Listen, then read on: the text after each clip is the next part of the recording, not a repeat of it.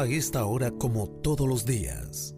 El devocional de mañana oirás mi voz.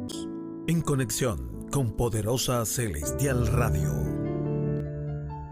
Y vamos a compartir ya la palabra de hoy, el devocional de hoy, porque el tiempo rueda de una manera rápida. El devocional de hoy, a los hermanos que están llegando a la sintonía, más tardecito cuando cerremos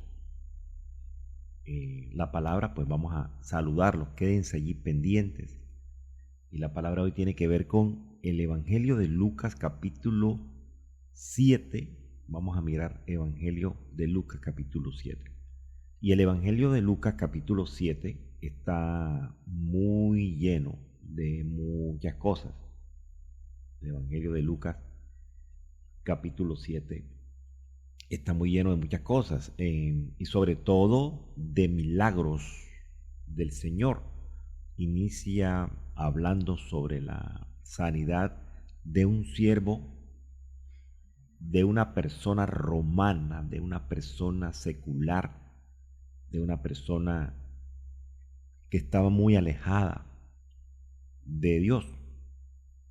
También nos habla de la resucitación del hijo de una viuda, y también nos habla de los mensajeros de Juan el Bautista. También cuando Jesús llega al hogar de Simón el fariseo.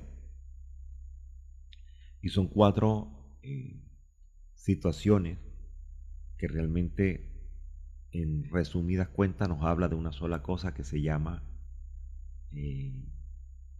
el amor de Dios, el amor del Señor, la misericordia del Señor. Y dice la palabra en el nombre del Padre, el Hijo y el Espíritu Santo: después que hubo terminado todas sus palabras al pueblo que le oía, entró a Capernaum, dice Lucas capítulo 7. Y en el 2 dice: y el siervo de un centurión, a quien éste quería mucho, estaba enfermo y a punto de morir. Cuando el centurión oyó hablar de Jesús, dice la palabra que le envió unos ancianos de los judíos, rogándole que viniese y sanase a su siervo. Y ellos vinieron a Jesús y le rogaron con solicitud, diciéndole: es digno de que le concedas esto, porque ama nuestra nación y nos edificó una sinagoga. Y Jesús fue con ellos, pero cuando ya no estaban lejos de la casa, el centurión envió a él unos amigos, diciéndole: Señor, no te molestes, pues no soy digno de que entres bajo mi techo, por lo que ni aún me tuve por digno de venir a ti, pero di la palabra, y mi siervo será sano.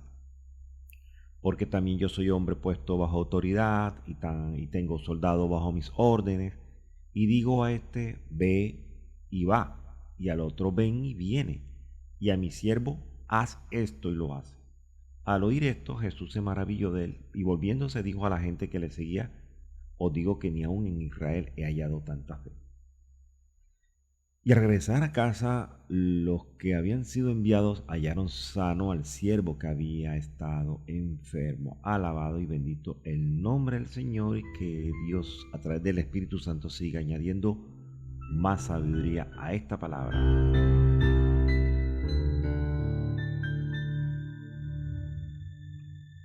Bueno, amado, esta palabra es una palabra muy bonita, una palabra de mucha bendición, porque está hablando de la sanidad de un esclavo, de un romano, de una persona que no tenía nada que ver con el pueblo del Señor. No identifica, el autor del pasaje no identifica si el siervo pertenecía al pueblo de Israel o a otro pueblo, porque cuando hablamos de esclavitud, en el libro de Daniel y en otros libros, encontramos que siempre se habla de la cautividad de Sión, de la cautividad de Jerusalén, de la cautividad de Israel, de la cautividad del pueblo de Dios.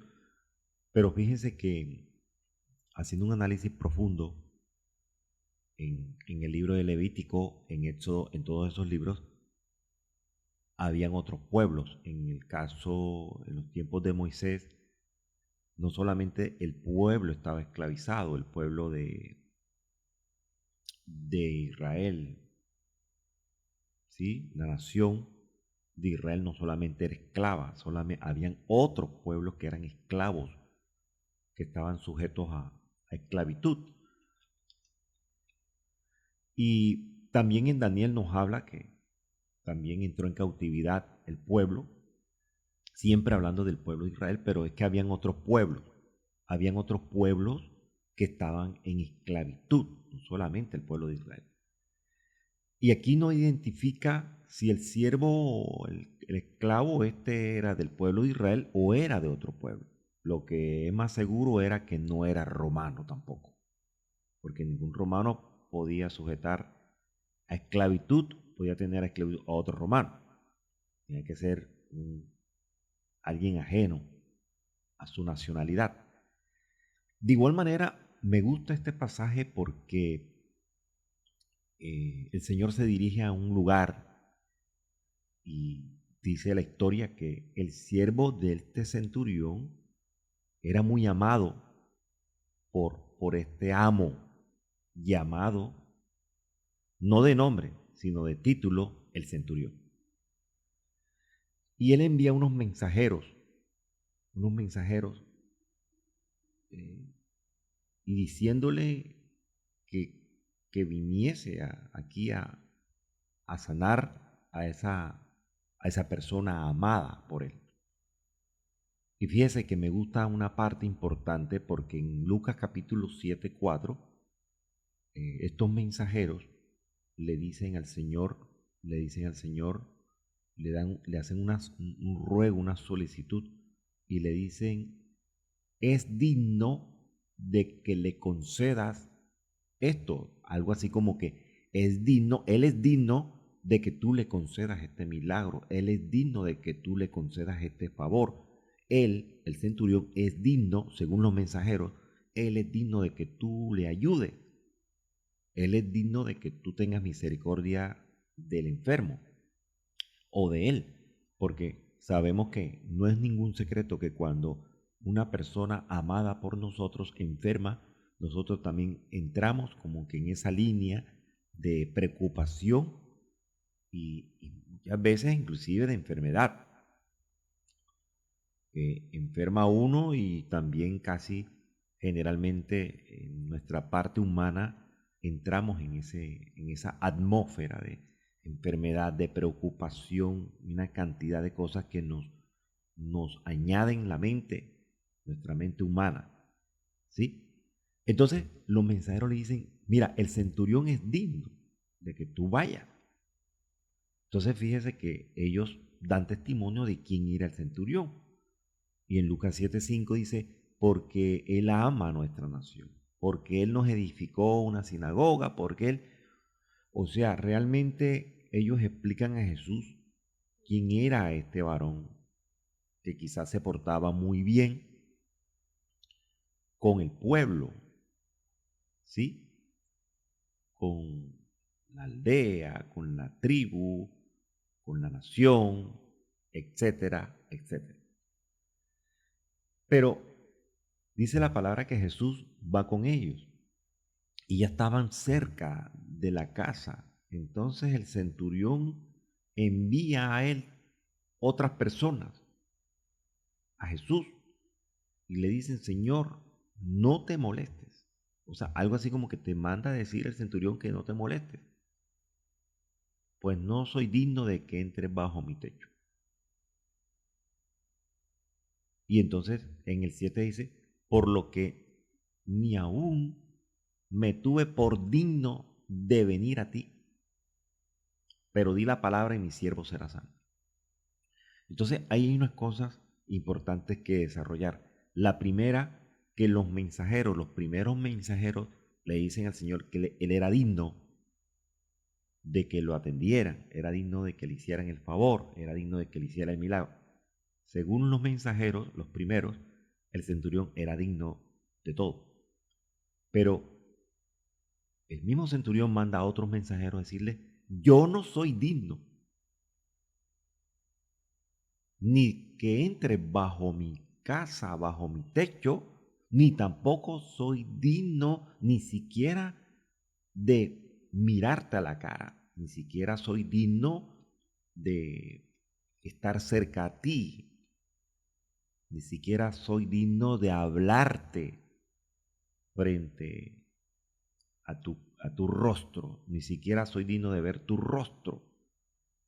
Pero él sabía que si Jesús daba una palabra de sanidad, ese varón que estaba ya quizás en cama postrado era sano. Esa era la condición de fe que tenía este centurión. Por eso es que él dice, ni aún en Israel he hallado tanta fe. Pero, ¿qué era lo que consideraba quizás centurión? ¿En qué manera se consideraba indigno para hablar con Jesús si el centurión tenía, como decimos popularmente, el sartén por las manos? Y él lo explica en Lucas capítulo 7, 8. Ahí lo dice, porque yo soy hombre puesto bajo autoridad. Y él dice, tengo soldado bajo mis órdenes y digo a este ve y va y al otro ven y viene y a mi siervo haz esto y lo hace. Entonces el centurión se identifica, él le dice al Señor, mira, yo tengo mucha autoridad, yo estoy puesto bajo autoridad. O sea, yo tengo órdenes por encima de mí, pero yo también doy órdenes a los que están por debajo de mí. Si yo le digo a alguien que está bajo mi autoridad, al esto lo hace, o ves allá y lo hace. Pero ¿por qué le dice el centurión al Señor que él también dice, yo soy hombre, yo también soy hombre puesto bajo autoridad? Tengo autoridades, pero yo soy un hombre que tengo autoridad aquí en este lugar. Era porque realmente el pueblo de Israel era en ese momento esclavo de los romanos.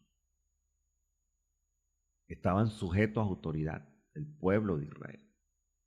Incluso Jesús en ese momento era esclavo de esa sociedad. Jesús estaba bajo las órdenes del pueblo romano, prácticamente. O sea que el centurión humanamente tenía autoridad sobre Jesús.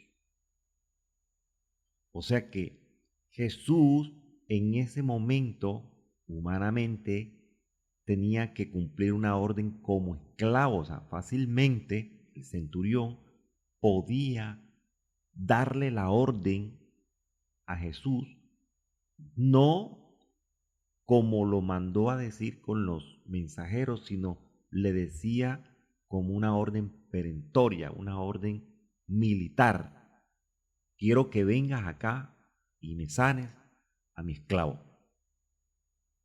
Eso lo podía hacer el centurión porque él tenía autoridad sobre Jesús. Jesús era esclavo, estaba sujeto a obedecer y el pueblo de Israel estaba sujeto a obedecer. Lo que tenían allí el sartén por las manos, entre comillas, era el pueblo romano, eran los romanos, eran los militares. Los militares romanos es una cosa impresionante, es una línea bastante estricta. Pero él se considera allí que él tenía autoridad para mandarlo. Quizás este varón, como dice la palabra de otro milagro, como aquella mujer menstruosa, dice que quizás gastó todos los recursos también y ya no halló ninguna respuesta, ninguna solución. Pero la palabra en Lucas 7:3 dice que él oyó hablar de Jesús, o sea, a él se le acabaron las posibilidades humanas, a él se le acabaron todas las garantías, a él se le acabaron todos los recursos. Pero me gusta que dice que oyó hablar de Jesús y no lo manda a llamar de una manera prepotente, no lo manda a llamar de una manera altiva, porque él tenía orden sobre Jesús. Jesús era esclavo, más bien diríamos nosotros que fue como que una parte importante en el carácter del centurión, siendo aún autoritario, siendo aún jefe de mando. Quizás podría decirle al señor esclavo, porque en Lucas 7:6 le manda a decir, Señor, no te molestes. Un hombre con autoridad diciéndole a un esclavo, Señor, prácticamente como si le estuviera diciendo, Señor esclavo. Hay cosas que yo no puedo hacer en mi humanidad, ni con mi dinero, ni con todas las garantías que yo tengo, la parte de mover médicos y todas estas cosas. Pero te ruego a ti, aunque yo estoy en autoridad sobre ti y tú estás bajo mis órdenes, hay cosas que la parte humana, la ciencia médica no puede hacer, que tú sí lo puedes hacer. Y era que, pastor, sanar al esclavo. Sanar a alguien que tenía la misma posición del Señor en ese momento. Centurión de pronto diría, yo tengo autoridad sobre él, yo le ordeno que venga y él tiene que venir, pero no fue así. Fue de una manera diferente, porque él sabía que aunque tenía autoridad sobre Jesús, pero Jesús tenía autoridad sobre el problema del centurión. El único que podía solucionarle ese problema era Jesús, el esclavo. Y él dice, yo tengo soldados bajo mis órdenes. De hecho, Jesús estaba bajo las órdenes de este centurión también. Por eso le dice, yo le digo a este, ve y va, ven y viene, haz esto y lo hace. Pero es que con Jesús no podía jugar la misma partida. Él veía en Jesús algo mayor, algo impresionante. Sabía que Jesús tenía una autoridad mayor, aún siendo esclavo, mayor que la de él. Y tenía autoridad sobre qué, pastor? Sobre las enfermedades. O sea que prácticamente en ese momento el centurión se sintió esclavo de la enfermedad que sufría su siervo. Su mente estaba atada, estaba preocupada, estaba ligada, él estaba atormentado y él necesitaba de Jesús ser liberado. Jesús tenía algo que él no podía hacer. Pero ¿por qué, pastor, dan testimonio de que él era digno? Porque los mismos mensajeros dicen, mira, es digno de que tú le concedas este favor, es digno de que tú le concedas este milagro a él, porque él ha hecho cosas por nosotros. Eso era el testimonio de los mensajeros. Pero de su propia boca manda a decir a otras personas, dile que yo no soy digno. ¿Y en dónde estaba entonces la indignidad del centurión? ¿En qué había fallado? Porque para yo decir que yo no soy digno es porque yo he fallado.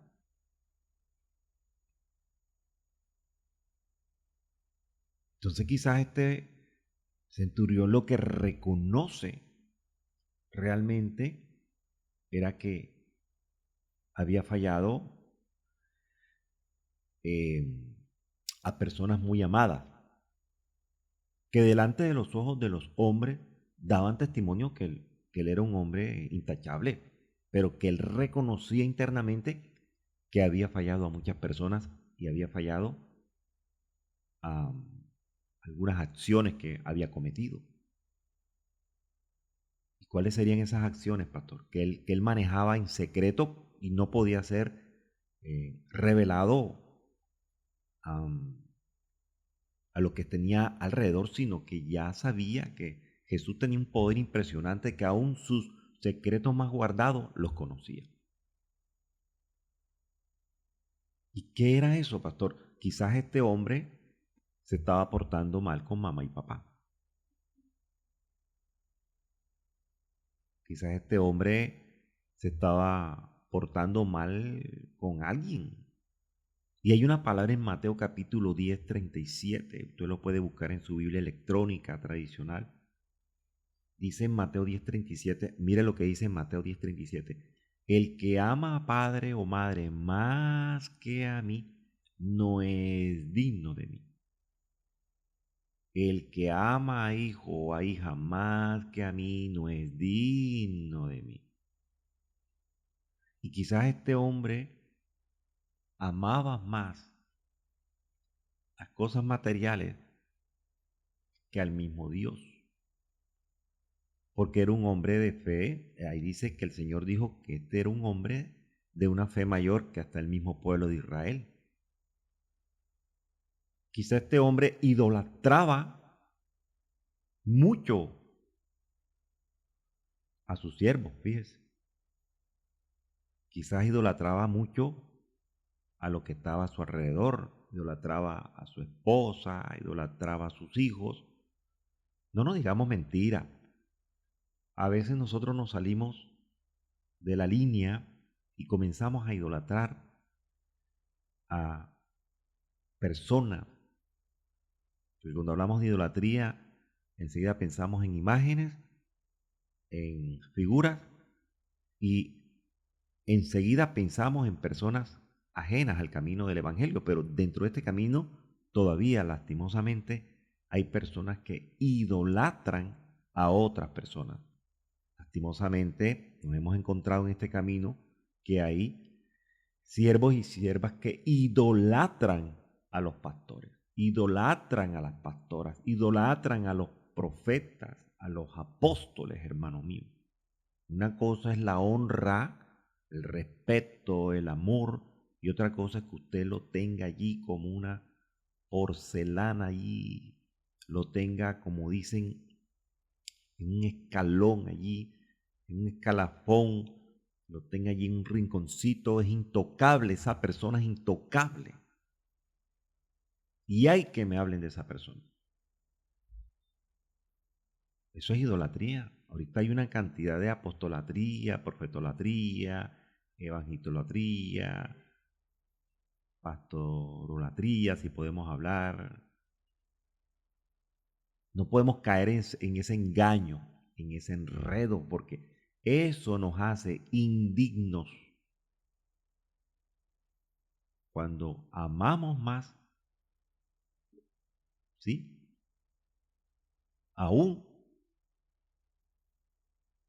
cosas materiales que al mismo Dios. Quizás el centurión no quería asumir sus problemas también. De pronto habían cosas que delante de los ojos de los hombres daban buen testimonio, ¿no? Ese hombre es digno porque nos elaboró un edificio, porque nos construyó X cosa, porque nos construyó un barrio, pero realmente no asumía muchas responsabilidades. Y Mateo capítulo 10, 38 también lo dice que el que no toma su cruz y sigue en pos de mí no es digno de mí.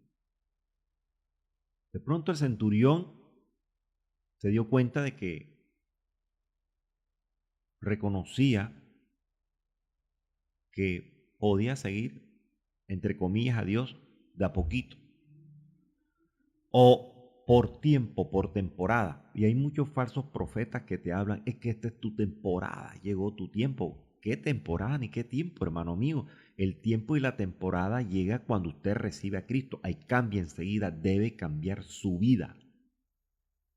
Dice Romano, debe cambiar mi manera de pensar para que cambie mi manera de vivir.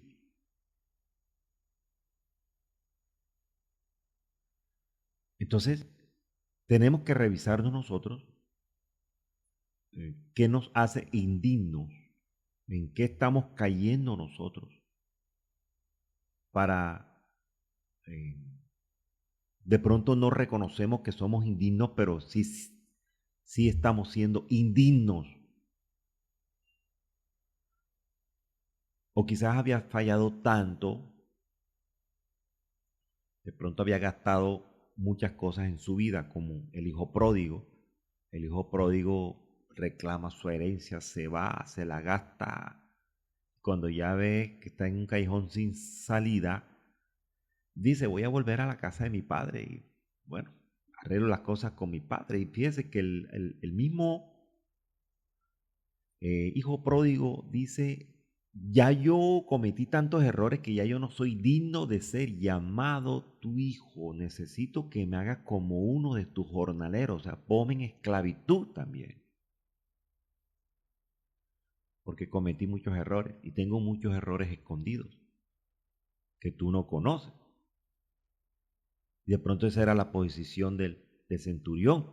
Mire, no hay ninguna figura perfecta en este globo terráqueo. Todos todos estamos manchados con algo, todos. Romanos dice, en cuanto todos pecaron, en cuanto todos pecaron, y todos están destituidos de la gloria de Dios. Fíjese que dice Romanos, todos están destituidos, no dicen todos estaban. El Señor está hablando en tiempo presente.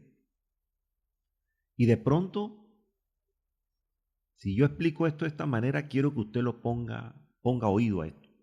Romanos dice que todos están.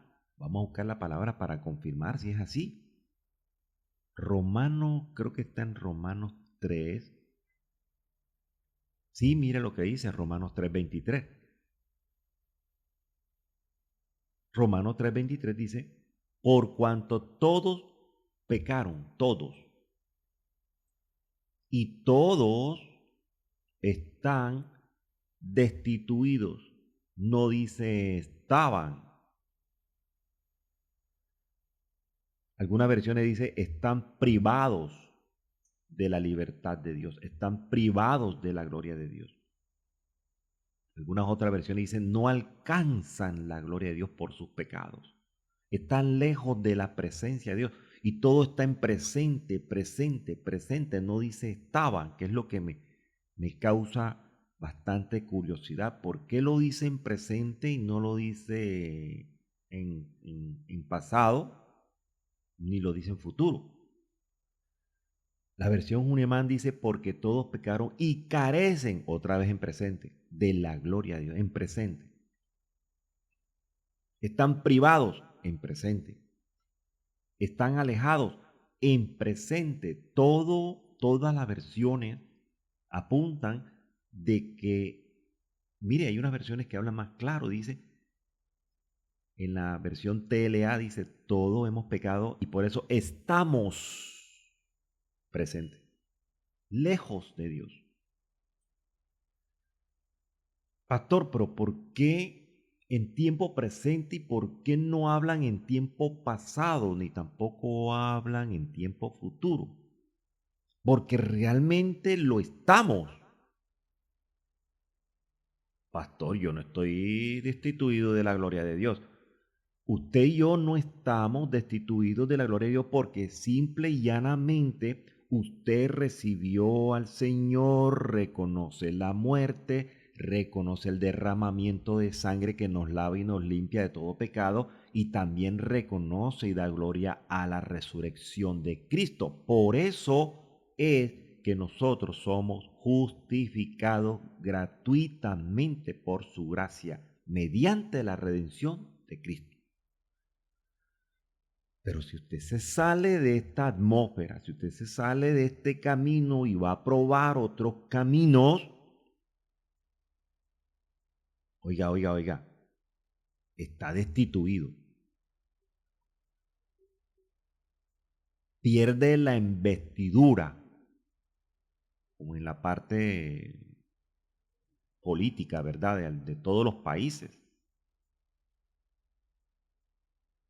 Si alguien que pertenece al miembro del área del gobierno y tiene una investidura y comete algún delito o algo que va en contra de la línea, pierde la investidura. Nosotros estamos en riesgo también de perder la investidura. Pero como carne, como parte humana, hermano, estamos destituidos. No vaya a pensar, dice la palabra, que ya nosotros hemos vencido. Si el mismo apóstol Pablo dice, no es que ya yo lo haya alcanzado, no, es que yo haya alcanzado la gloria de Dios. Esa es la verdad.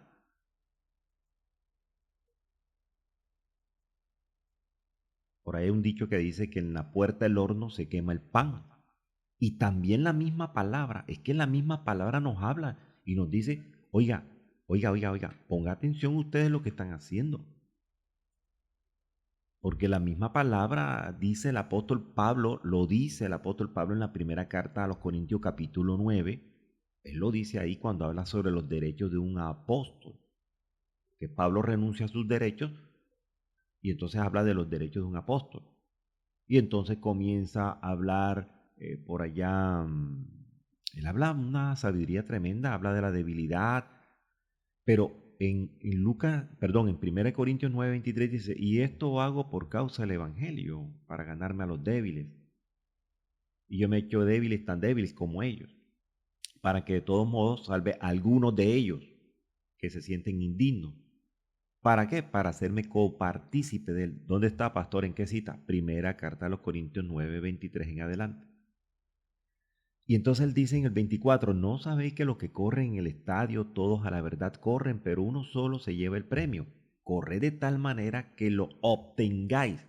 Todo aquel que lucha, para que sepan que esto es una lucha. Y hay muchos que critican a los hermanos. Cuando usted se encuentra con un hermano, hermano, ¿cómo está? En la lucha. Hay gente que no le gusta eso. Hermano, estamos en la lucha. Esta es una batalla. Es más, esta es una batalla tan fuerte contra nosotros mismos que este propio Satanás. La batalla diaria es contra nosotros mismos, hermano. Y la batalla diaria que tenía el apóstol Pablo, se lo digo porque está escrito en la palabra, era contra él mismo. Por eso él dice, yo he vencido. He acabado la carrera. Es que el pasado del apóstol Pablo era un pasado horroroso. Y él batallaba contra su propia carne, por eso es que lo dice acá. Es que aquí lo dice, hermano. Dice que todo aquel que lucha, en 1 Corintios 9:25, de todos abstiene ellos a la verdad para recibir una corona corruptible, pero nosotros una incorruptible. Y mire lo que dice en el 26. Así que yo de esta manera corro, no como a la aventura, de esta manera peleo como quien golpea el aire, sino que golpeo mi cuerpo, ahí lo dice, golpeo mi carne y lo pongo en servidumbre. O sea, lo ofrece, no sé que habiendo sido heraldo para otros, aleluya, yo mismo venga a ser eliminado. Pastor, que está reconociendo el apóstol Pablo, él está reconociendo que debe cuidarse de lo que habla, de lo que dice y de lo que hace. Él dice, yo castigo mi cuerpo y trato de tener bajo control todas las cosas de mi cuerpo carnal, porque somos carnales. Ahora mismo somos carnales, hermano mío. Lo dice la palabra. El apóstol Pablo le dijo a ellos, ustedes que son carnales, vosotros sois carnales. Y obviamente nos va a mover todo lo que es la parte carnal. Y él dice, no sea que después de predicar a muchos, yo voy a ser eliminado. Lo que dice por ahí el refrán, en la puerta del horno se quema el pan. No sea que yo vaya a entrar con gente con mucha disciplina y ponga mi cuerpo en estricta disciplina y también ponga las fuerzas para ser yo mi propio esclavo de mi humanidad y que haya anunciado de esta manera el Evangelio de Cristo a muchos y a otros y al final yo mismo venga a ser descalificado. O sea que aquí lo que yo puedo entender es que el que me manda al infierno y el que me manda a que mi alma se pierda no es Satanás,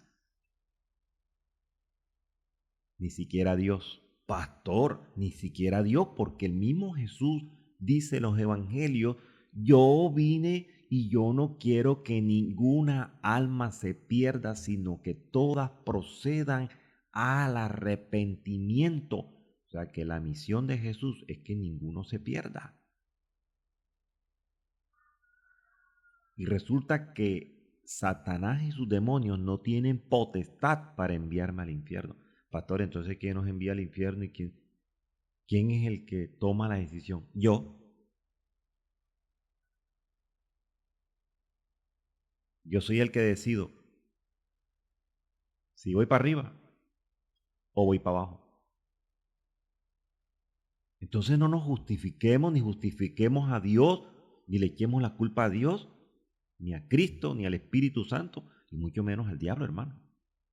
Es que el diablo, pastor, usted se encuentra unos hermanos por ahí, el diablo me tiene cuando te tienes tú mismo. Tú mismo es el que no quiere cambiar. Tú mismo es el que no quiere hacer las cosas.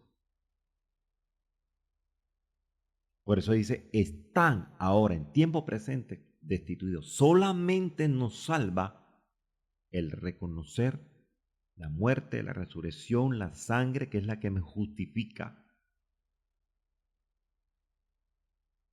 Si yo hago estas cosas y permanezco en esa línea, voy a ser salvo. Y si no, pastor, voy a ser destituido. Es como una advertencia. Va a ser destituido. Voy a ser destituido.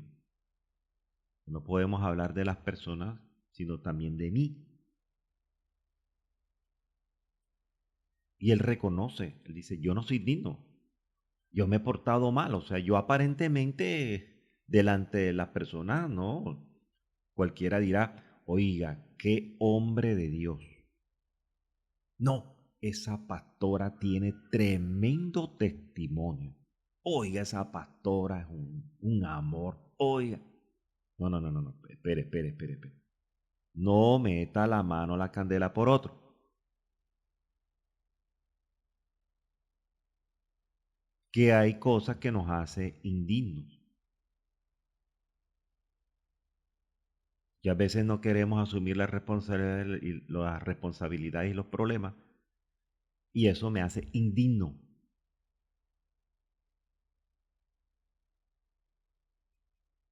Juan el Bautista dijo, yo lo voy a bautizar en agua para perdón de pecado. Pero hay uno que viene detrás de mí que es más poderoso que yo.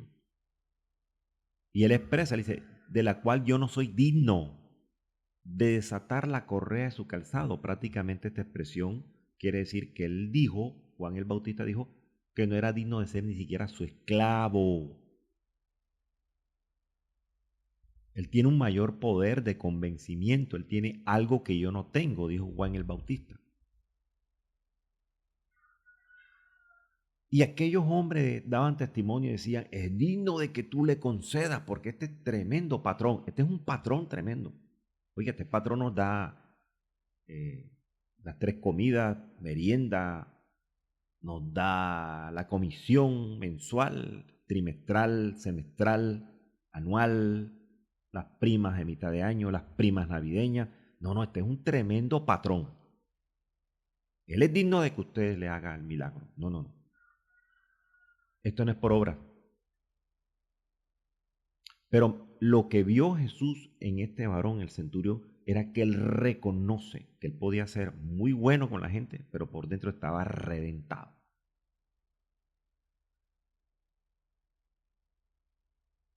Él reconoce que era imperfecto. ¿Quién le puede mentir al Señor? ¿Quién puede decirle mentira?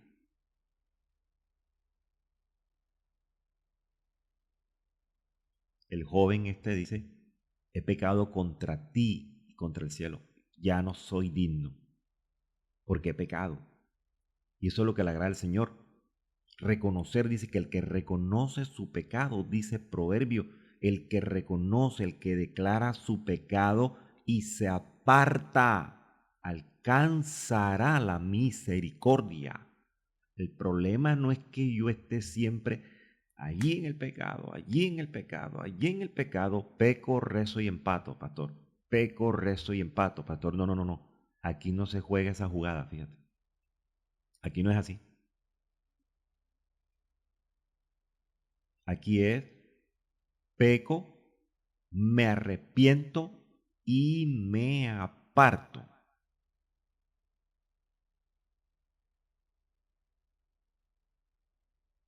Eso es. Cuando usted reconoce, cuando yo reconozco. Inclusive el apóstol Pablo le dice a los corintios, mira, yo soy el más pequeño de los apóstoles. Yo realmente, yo no soy nadie. Y también les digo que yo no soy digno, dice el apóstol Pablo por allá en Corintios 15, yo no soy digno de ser llamado apóstol por una sola razón, porque yo perseguí a la iglesia. Imagínense.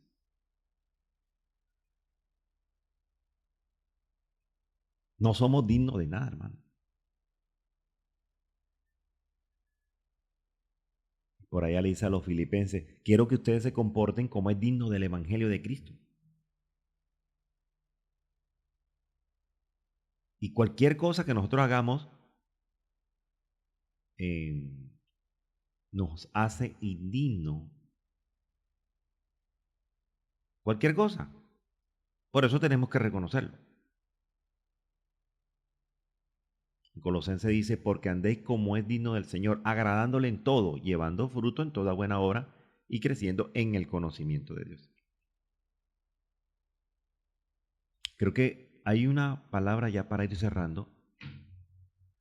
Creo que hay una palabra, dice, creo que está en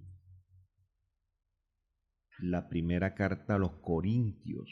Creo que dice capítulo 11 que nos habla de los abusos en la cena del Señor y nos habla de la institución de la cena del Señor.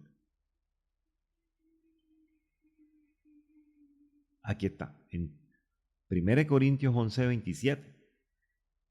Habla sobre tomar la cena indignamente.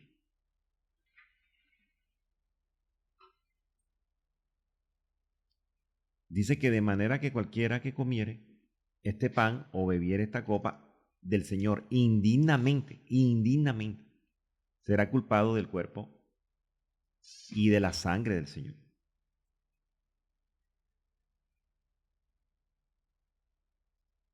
Entonces, dice otra versión, así pues cualquiera que come el pan o bebe la copa del Señor de manera indigna, comete un pecado contra el cuerpo y la sangre del Señor. Para darle más claridad a esto, es que si alguno, ¿verdad? No solamente en la cena que hacemos mensualmente, sino en lo que comemos y bebemos diariamente con el Señor, sin darle importancia. La Biblia, lenguaje sencillo, dice, sin darle la debida importancia, peca contra el cuerpo. O sea, como aquella persona que tiene cauterizada la conciencia y entonces le está hablando uno Está hablando uno de estas cosas y escuchan por acá y le salen por el otro oído. Entonces, hermano, ¿qué nos pasa? Pastor, ¿te has sentido indigno alguna vez? Siempre. Porque es que la palabra es clara, hermano mío. Aquí lo dice claramente todo esto. Nos habla sobre la dignidad y también de ser indigno, de ser culpable. Entonces, lo que dice acá en esta palabra, prácticamente el que está predicando la palabra, el que es un heraldo, el que es un instrumento para salvación, pero no hace realmente lo que dice la palabra, está destituido, hermano. Por ahí una parte importante, una frase que dicen que predicas pero no aplicas. Realmente es así. Por eso es que el apóstol Pablo, en la primera carta a los Corintios 11:28, cuando habla de tomando la cena indignamente, dice, por tanto, pruébese cada uno a sí mismo. Algo así como que examínate, examínate. O sea, ¿qué me voy a examinar, pastor? Mi propia conciencia. ¿Cómo estoy en mi conciencia?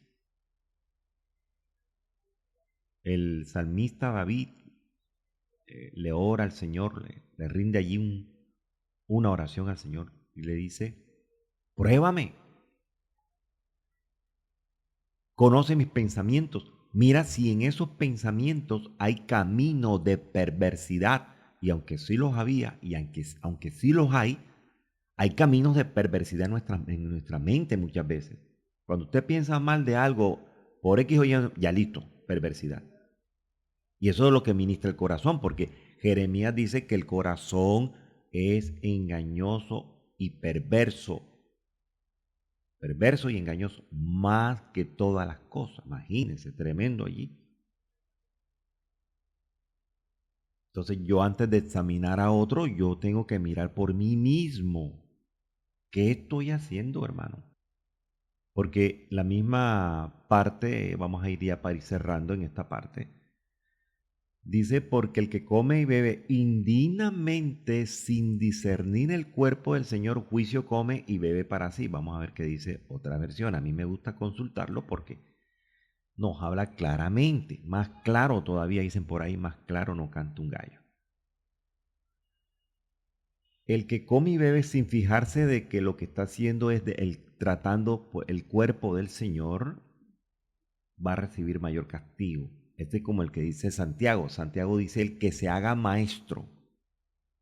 No el que sea maestro, no, el que se haga, porque hay gente que se hacen y enseñan mal. Recibirá mayor condenación. A eso lo dice en Santiago.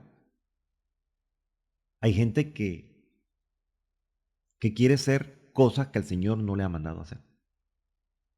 Y ser usado como el Señor no lo quiere usar. Y se nos olvida de que somos un cuerpo. Y la misma palabra nos dice que el cuerpo tiene muchas extremidades, tiene muchas cosas que tienen una función completamente diferente. De hecho, tenemos 2 manos y 2 pies. Y la mano derecha mía no hace lo mismo que hace la mano izquierda. Pastor, pero yo agarro con la izquierda y agarro con la derecha. Sí, pero es que la función es diferente. Porque los mismos dedos que ustedes tienen acá, los tiene de este lado, pero funcionan de una manera diferente. Hay gente que es diestra y hay gente que no es diestra. Desarrolla más la parte izquierda que la derecha, igual con los pies. No es lo mismo, hermano. No nos pongamos a pelear contra la corriente.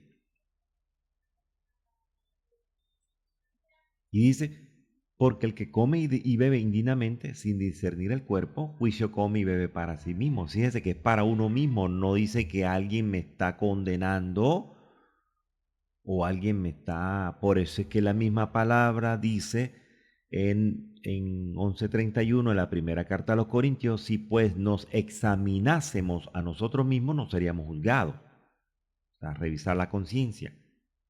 Mas siendo juzgados, somos castigados por el Señor para que no seamos condenados con el mundo.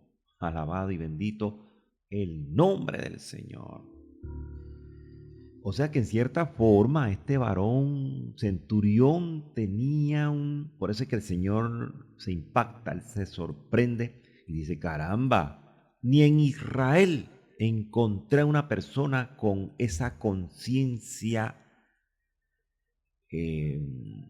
tan espontánea, ni siquiera encontré una persona que dice la verdad de él mismo. Ni siquiera he encontrado en el pueblo de Israel, que es el pueblo de Dios, dentro de los judíos, no he visto alguno que haya reconocido que ha fallado. Usted sabe, porque es que los sacerdotes y los fariseos y el mismo pueblo judío manejaban las cosas con mucha prepotencia, con mucha altivez, porque ellos creían que con la ley y con la letra ellos se ganaban a todo el mundo. Eran tan estrictos con eso. Y el Señor los confronta por allá en Lucas y le dice, mire, es que ustedes ponen cargas pesadas, ¿verdad? Al pueblo, a la gente, pero ustedes no lo quieren mover ni con un dedo.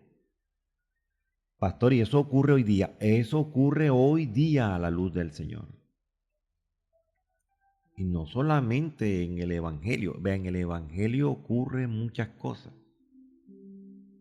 El Evangelio, hermano, en este camino, gente que quiere presionar a otros, si no haces esto te vas para el infierno, si no haces esto te vas para no sé qué, te comienzan a condenar, sabiendo que ellos muchas veces están peor. Por eso es que la palabra en Romanos y la palabra en Timoteo también nos dice lo mismo cuando habla de los requisitos de los obispos. Eso está completamente claro. Y él necesita un obispado, un diaconado, un pastorado que gobierne bien su casa y que los hijos estén en sujeción con toda honestidad, no que estén presionados, no que presionando al hijo para que no den de qué hablar, no. Dice con toda honestidad. Y aquí lo dice claramente, hermano. Aquí dice la misma palabra, nos dice que el que no puede gobernar, el que no sabe, dice la palabra, si usted no sabe gobernar su propia casa, ¿cómo cuidará de la iglesia de Dios? Hablando de las cuatro paredes o hablando de su familia o hablando de su hogar. Pero también podemos mirar, si no puede gobernar su propia casa, o sea, ¿cuál casa, pastor? El cuerpo. Porque usted puede gobernar su propio cuerpo. Yo puedo gobernar mi propio cuerpo, pastor. Claro que usted puede gobernar su propio cuerpo. Y eso está escrito, pastor. Eso está más que escrito. Y cierro con esto. El Señor está dando mucha luz, pero también voy a respetar el tiempo. ¿Y dónde dice, pastor, que yo puedo también controlar mi cuerpo? Porque hay algo que nos hace descontrolar nuestro cuerpo. ¿Y qué nos hace descontrolar nuestro cuerpo, pastor? La lengua. Santiago capítulo 3 lo dice. Y dice así rápidamente. Mira lo que dice. Hermanos míos, no os hagáis maestros muchos de vosotros sabiendo que recibiremos mayor condenación. ¿Por qué? Porque hablan mucho, hablan cosas incoherentes, cosas que no están ni por ahí, antibíblicas, y eso los condena. Porque todos ofendemos muchas veces. Si alguno no ofende en palabra, este es varón perfecto, capaz también de refrenar todo su cuerpo. ¡Aleluya! Entonces, ¿podemos o no podemos gobernar el cuerpo? ¿Podemos o no podemos gobernar nuestra casa, la de nosotros, el cuerpo, el templo del Espíritu? Sí podemos. Y el que no está hablando es de esto. He aquí nosotros ponemos freno en la boca de los caballos para que nos obedezcan y dirigimos así todo su cuerpo. Mira también las naves, aunque tan grandes y llevadas de impetuosos vientos, son gobernadas con un muy pequeño timón por donde el que las gobierna quiere. Así también la lengua es un miembro pequeño, pero se jacta de grandes cosas. He aquí cuán grande voz que enciende un pequeño fuego. Y la lengua es un fuego, un mundo de maldad. La lengua está puesta entre nuestros miembros y contamina todo el cuerpo e inflama la rueda de la creación y ella misma es inflamada por el infierno. O sea, si a la lengua se le da mal uso, estos son los resultados. Si se le da mal uso. Y dice en el 8, pero ningún hombre puede domar la lengua, que es un mal que no puede ser refrenado, llena de veneno mortal. Con ella bendecimos al Dios y Padre y con ella maldecimos a los hombres, que están hechos a la semejanza de Dios. Y de pronto era esto lo que le pasaba al centurión. De una misma boca proceden bendición y maldición. Y mire lo que dice el apóstol Santiago. Hermanos míos, esto no debe ser así. Eso está mal hecho. Si usted se deja gobernar de la lengua, si yo me dejo gobernar de la lengua, estoy mal. Glorioso Jesucristo, aleluya.